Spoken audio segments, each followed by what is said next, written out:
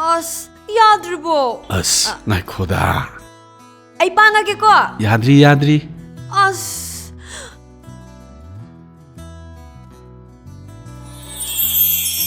Surprise!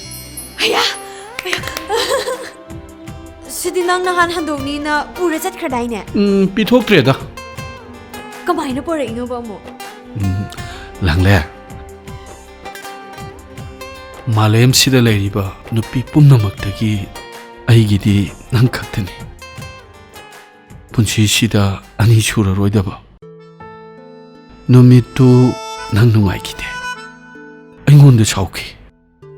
Maduna aingonda pothankide. Wakal waki. Aduna ngasidi nangbu no'allage haidana. Nangna hek phamjabado aina puraga laaba. Ngasidagidi ai suwararoi nangsu nungaina leirani. Ado nang haido ai kem khangdeba.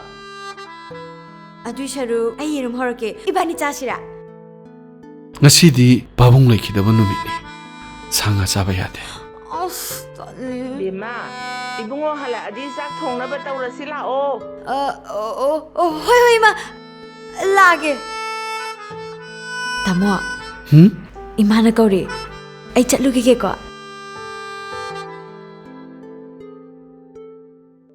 Si ko ne sige ko. Hoi. Se ai chatlugi ke ko. Chalura.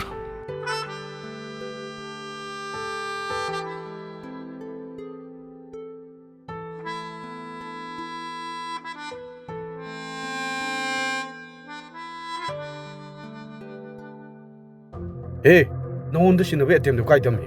Guide the tongue, have any piroing on the Lahiba, piraki ka doroge. Pirake Dicano. Ha, a do young by account the Yavas and none of Carmine Lochal Minova. Nang Grambanu Pino Numbo. Nang na on the Sinaraga, I did no Sinatore, Kanana Konga. Kajal looked nang Kari Kalagan and Pala in Numbo, and hang much I got a Chibunambo. Imagi, my ying, a gun, one angle, nung, Sacrotolo, no so doing it.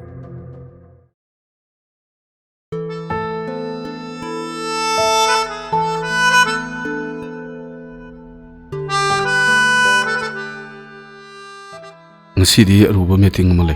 Ai kara thengkani. Chakti. Lunch awne. Ai chalugi ke.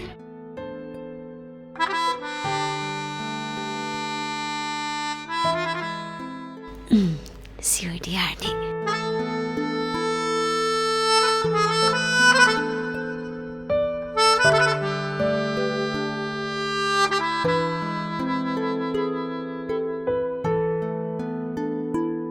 Hello boss. My honey. Kasi man kamay tawge. Nanggalo ngami. Ngasi se ibani lamkara lapada koiro siba. Nangya bro. Ngaira bani kaino. Ado din nang ay law na. I'm ready. Ikoi ningi ngai phamda ngaira bani. Ado di ay loisalurage ko. Bye-bye.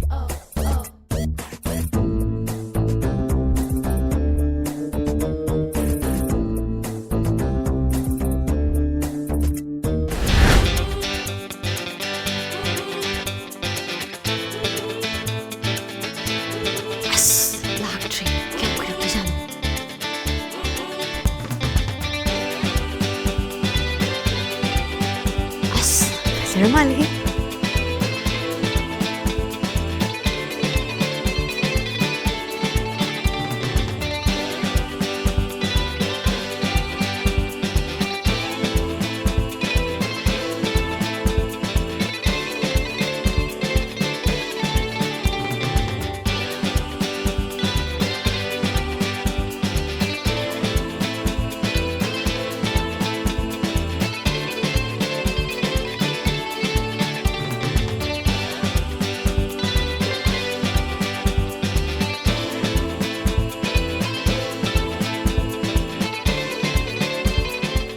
Video calling om tawge. Hi. Ay dress matching si yarba yengo. Yam phasi. Naire ko nang ngasi de. Yarba. Nangi adu yam phajaba saktam se. Lifetime tu jagi mi. Thoro ba. ngai ngamdaba tawnu ibungo ai soidana thogladabane ai kuini nga hengadu ko mi mangdi kai jeba adu oiragana nang sida hek laodana he phagi tawni lakan ko thamage minute amtang ne ai thoglage ba ngai ngamdrabo tholo ko ai thoglage ko bye bye bye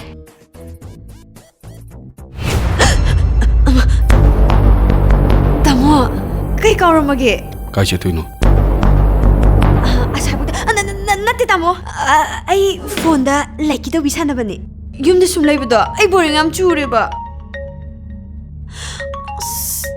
room kaigino paidrisibo hojik to wari sanagraga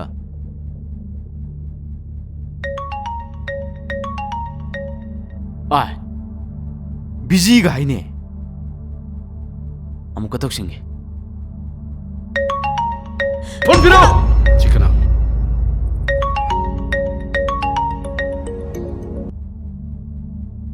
kaidouragi thoraktrade aidi ekhoni ngai famda da ngai leire na ngasai na haikra dubo nang sumler du kaidouragi ba tamse sum thinking khrani ro kaidouragi nang ro ko airabani ko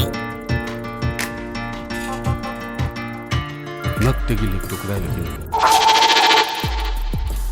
nupa sini kanano haibne kanna lar kano khangi tharaktina nang nupa se kanano hayo as phone da kaidouragi amuka piduna hojik talanga manangna kaidore hai hayo kaidouragi kana nangonda kaidouragi me hayo haibani nangkidamak ai lesidi hayo ai hojik noi de sangaura nupa se kanano haiba kai nupa ngai de nupa no ai khangde wrong number oirangani kari wrong number mana haisita oi chel jo mai bungo nupi sina nang budi masak khangdi hairi nangna di ma bu khangine oi nupi si yam tuna lawru law Inama, nang na imong sida hek lakpadagi mathak makha onaba honakibado ngasidi mai pa ina tro ai le ready yaroi na nang na imada thangsilaga boarding na thaman kibana traba he nga nang na kai khange ai na si khange se si urabra se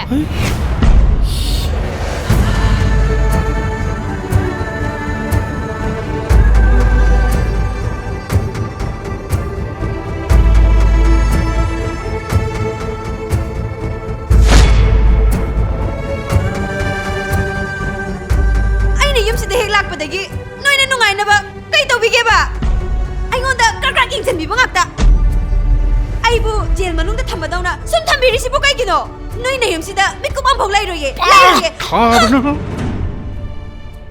Ibungo, se wapam si yam zau thong narak patare. Amuk ta khamu cho hai ba. Chalu hai ma ba ni. cha chunu khamuronu mayam pam tanaraba Kay paano hay se? sar thoibei nupi do khainara male ne Ay di tadi. As kamay tayo ini hage. hojikan gi laina do oira male da Kano na hajiba? As jam nung IT. As office da suleraga. Natene magi nupi dubu kaya mo yam na maning tung raza no ba. Nupa dubu kay day ni hage. Amtang tiraga tot kay zeba. aduga de ayam ta khangde da Untuk bani de koi kisanu pa ki marai bakse. Mi dau nei sanu pa ni hum su ba su nat ta pa. Amak khakta. Mai ra oi na nganja bane kisa se. Isagi mapok sida untok na nongdam ti na tamay de ko.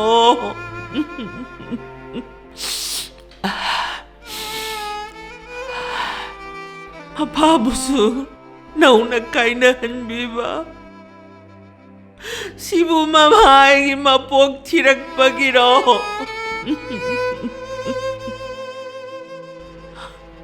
Nang natambiri ba nung damkon sibu kari nung damnone taibang mapu.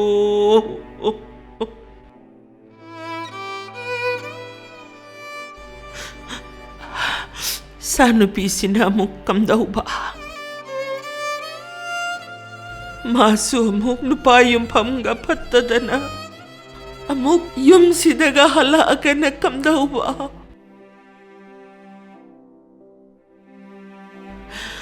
ꯃꯇꯝꯁꯤꯗ ꯃꯃꯥ ꯑꯣꯏꯕ ꯑꯩꯁꯦ ꯑꯣꯟꯊꯣꯛꯅ ꯂꯨꯗꯧꯔꯤꯗꯀꯣ ꯐꯤꯕꯝꯁꯦ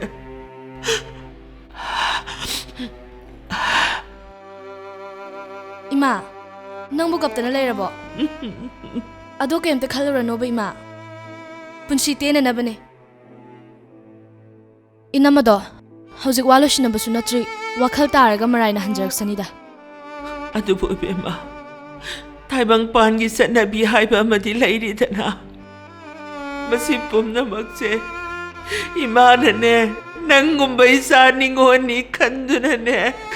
Kia thok mau thok na yeng uma mieng na soi ki bane. Kallo badai magi thamoi se puhu bangamde. Lekai si imamangda. Imai si bu thammam kangdre ne. Imai sai koi humna sat pamai kai kuding makoi na lona wari sa ho bado. Madukan badai malai tapam kangde. Ay karim ta sa thoning dreda yum da somlay rageda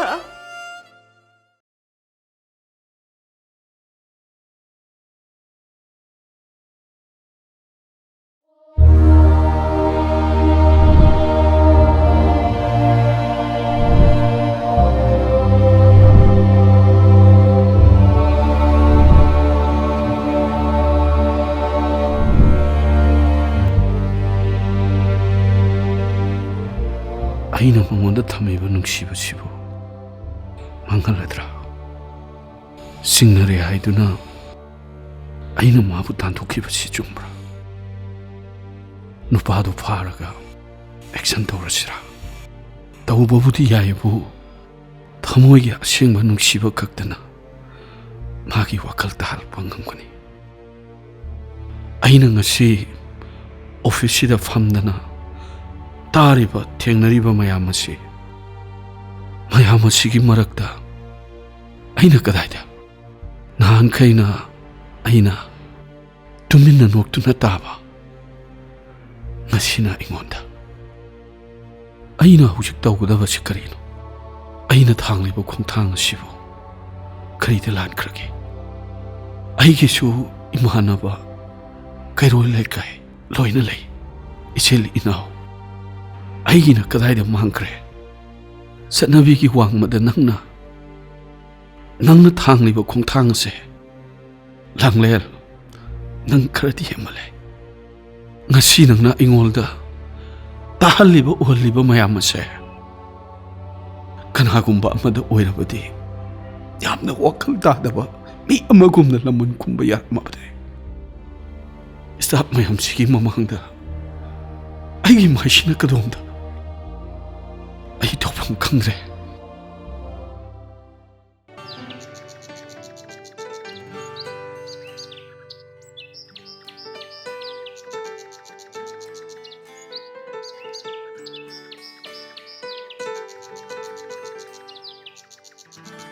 ꯀꯩꯗꯧꯔꯒꯦ ꯅꯪꯅ ꯏꯁꯨꯛ ꯁꯨꯛꯊꯔꯤꯁꯤꯕꯣ ꯀꯔꯤ ꯅꯨꯡꯉꯥꯏꯇꯕ ꯌꯥꯎꯔꯛ ꯀꯔꯤ ꯅꯅꯤꯡ ꯊꯨꯡꯗꯕ ꯂꯩꯔꯒꯦꯕ ꯍꯦꯛꯇ ꯍꯥꯏꯌꯨꯅꯦ ꯑꯩꯕꯨ ꯅꯪꯒꯤ ꯌꯨꯝꯗ ꯅꯪꯒꯤ ꯅꯨꯄꯤ ꯑꯣꯏꯅ ꯄꯨꯁꯤꯟꯕꯤꯕ ꯉꯝꯒꯗ꯭ꯔꯥ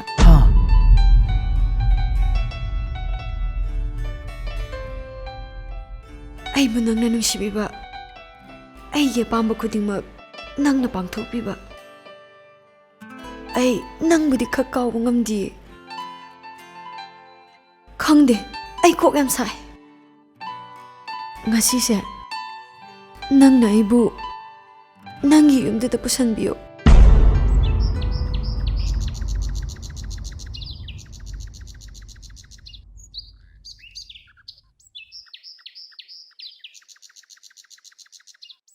ꯅꯪꯕꯨ ꯑꯩꯅ ꯌꯨꯝꯗꯨꯗ ꯄꯨꯁꯤꯟꯕ ꯍꯥꯏꯕꯁꯦ ꯑꯩ ꯉꯝꯃꯣꯏ ꯑꯩꯒꯤꯁꯨ ꯅꯨꯄꯤ ꯑꯉꯥꯡ ꯂꯩꯔꯤ ꯑꯩꯅ ꯄꯥꯝꯈꯤꯕꯗꯤ ꯅꯪꯒꯨꯝꯕ ꯃꯁꯛ ꯐꯖꯕ ꯅꯨꯄꯤꯅ ꯁꯦꯠꯅꯤꯡꯕꯇ ꯁꯦꯠ ꯆꯥꯅꯤꯡꯕꯇ ꯆꯥ langning batalang nungai na leba punsido madu khaktani aigi misina yengba pamkibadi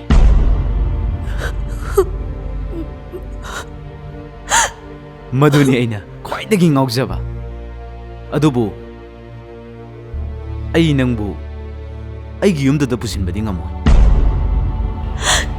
Pare adu oiragadi nangna aigidamak atopa mafam ama sinbiraga ai manungaina thambiyu nang yaningdabro adu oirabasu aina nangmudi yumda da pusinbadi ngamo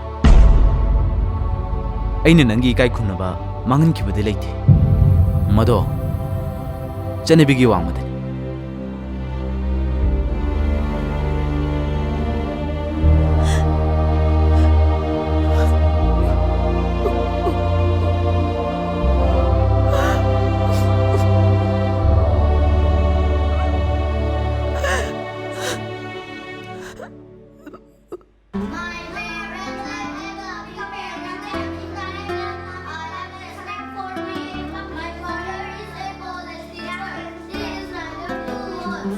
Yare yare, para bener trono ini ya, para bener tro.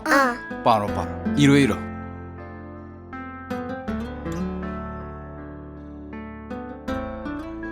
Kaino, noi na salnu pina tawru sibo.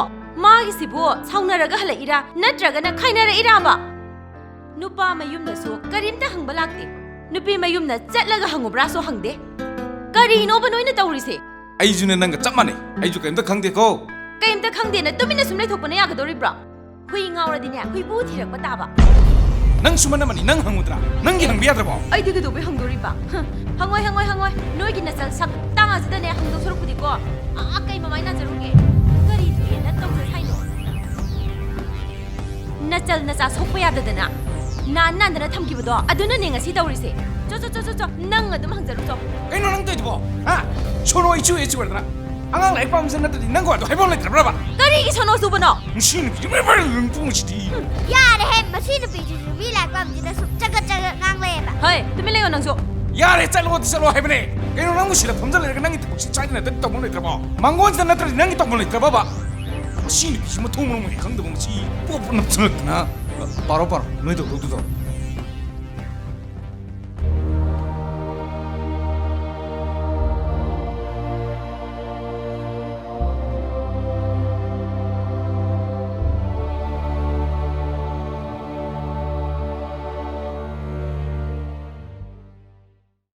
Picture, no in a doma palm the lake, crisis. Laikre. Mapam the Lergane, Manning Tambe Hele. Tony Nimadinu Pido, Masakto Male. Ho Seldiam Pamba, Seldiam Chopa, Nungai Basune, Kupa Mama, Adugini. Nungai Baka Hena Pamaso, our boy, Kadabaki Kudam Nehene. Masamasana Loxing Chingja Dragadi, Sidagi Henaka Tolupasue. Adu Picture. Kaidorage. Nangso, a hen Bapamaba. Ka hena nungai ba pama ba Kaidau doiba. polang khokta ya le dana aduga ne nungsa da phau doiba Is. Nang mani henang na. kaigino nang nang hagli tena agi koksi da thomi sibo aigi koksi nang na thomna ba pan ba kok tare ne Thomni na, ai di loi thugani ne na kok to. Ai na taba atopa nupi koi dana ba. adudi ne nang su ne thugai ge atop pa pi koi dana ba Thugairo se. Se thugairo ba nang. hey no hey nang karma nu pino nabung na pa sagai na tai pramak chen thali sibu nang karma nu pino hebani nang ba nang bu nayum pali bu pa tu na nang mu ke ot pi ne bi ge nang ke thungdra ge hebani musi ning ang khung sha nang na kok sibu kadai da pan ha nang na asuk yam pang sibu musi kadai gino hebani nang ba hey atop nupa nang na kon khangnari ba nupa do nang lopi ona chatluba matam nang lobi raktre nang ina mai ngalatre nang hausi kana yum dalai bitari ha aigi yum sta sunang mikop am phole biaroi khangabra mapum se sanga gi le phum che khangabra chalo mo se chalo aigi wakal si bukaino aina tawri basina kari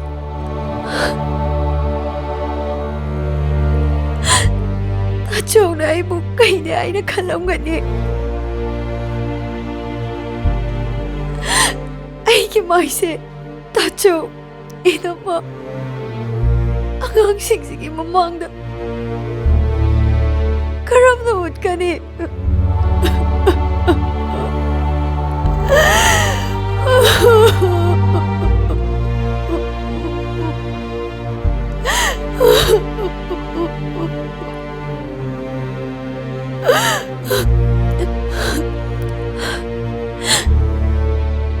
aina maram oiraga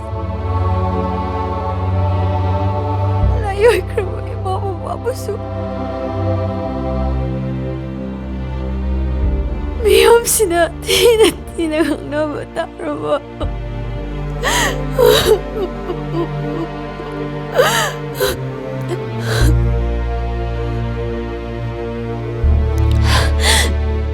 nongmatasu ipuroibana aibu tina tawbiba nattaba inimpogdasu aibu machalingoga chap manana luna tawbiba aduga aina kayana pangtharukiba aise me natrabane me natraba nupi ko naibu chetana hokona pine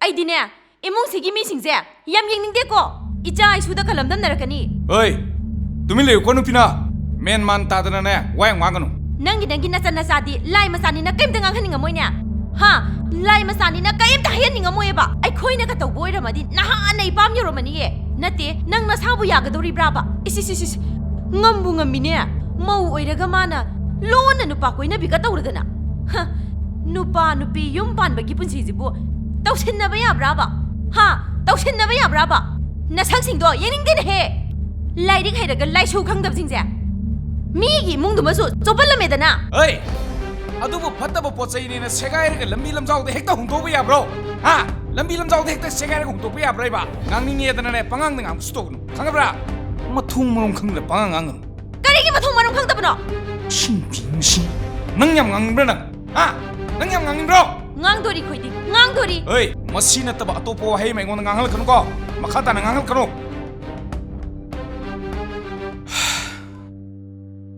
ꯂꯥꯡꯂꯦ tacho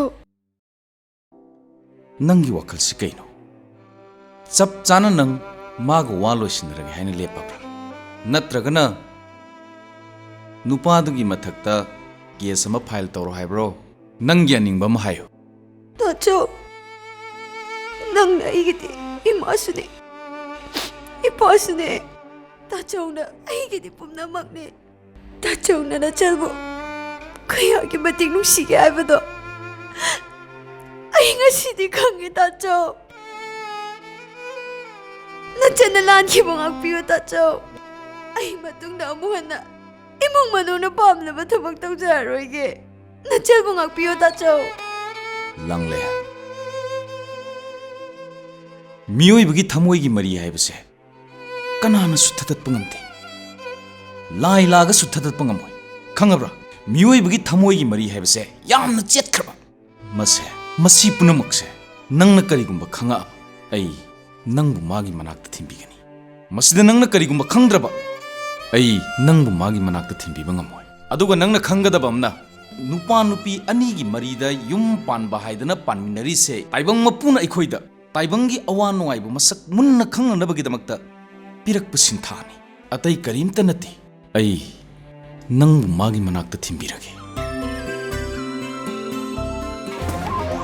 Masih yam हैरेदा तौगे ngasidi ए करिगे थिनगदोरिबा हा कैदोबै थिनदोइनोबा नुपा मयुमदना लौबा लाखोसु नतबा हंगबा लाखोसु नतबा अदुगा नंगना कैदोबै थिनलोदोरिबनो ऐ नंग साइना नंगोन हाइख्रम नत्रो ngangningedना पंगांग ngakanoइदा नुपा नंगने नमाइदि काय खरा खंगो लाखो मतमददी मथन्ना लाखिबा नत्रो चनिंगा कमाइना मथन जगिनी ओइ ऐ नंग साइना मथोमम खंग वांगांग कनो हाइग्रम नत्रो कैदोबै ngangoइदोरिबनो ऐना हाइरिबा ngangiba mayamse yumsida leiba mi amagi haifam thokpane nang choppada ai ju yaw haibane nang khalsmo ha karino haibani nangbo Hey, Langlen!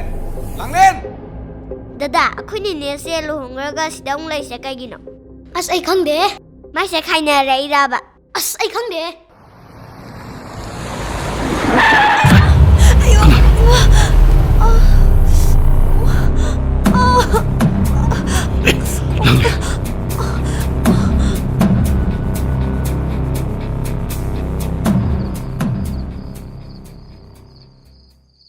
Kari thokadoi pambom siyam sungida. Sanu pisu sa thoki, sanu pasu halaktri.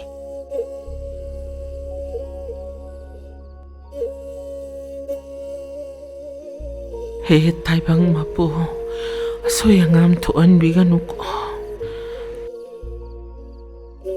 Sa singbutik takay da na yumyawan birauko.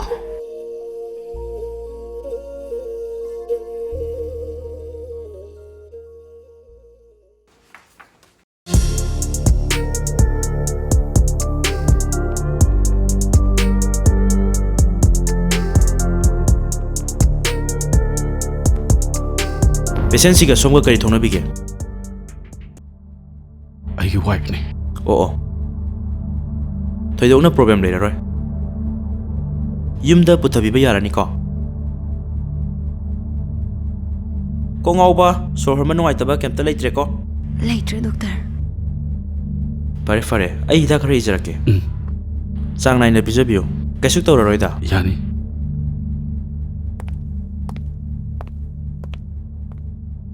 Tamo. Ain lanchibado ngakpiyo. Nangna aibu thamoy sengna nuksibibaduna. Ngasidi amu nangi nakta tare. Accident da. Aibu nangna khungatpiba matamduna nangi na tamagtuna thawai gapchaga kaina ramabani. Aise kaya na faroga na mo.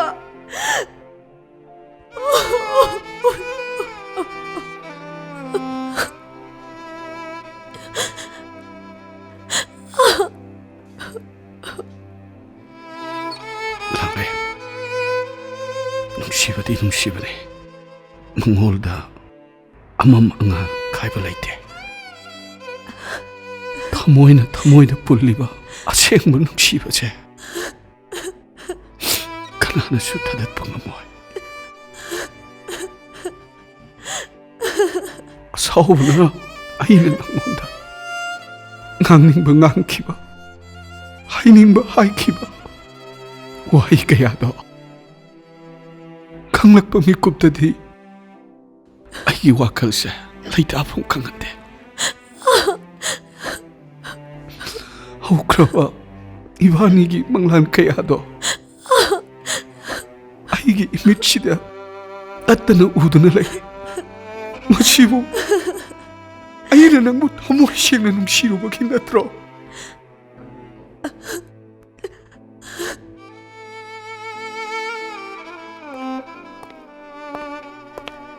자가다 비다 kai sidroi na irabani ko yumda hanba yarani passion biyo Suk thengla kan sidabu kadai chatlino ne hojik phawa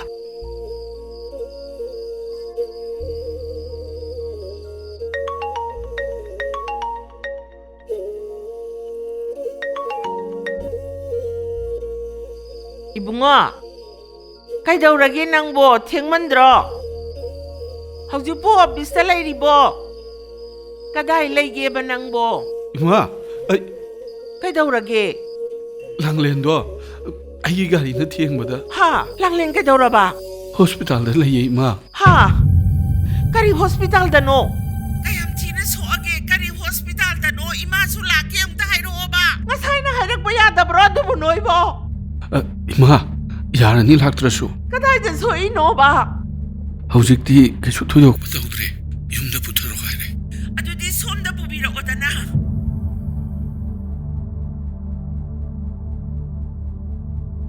호이마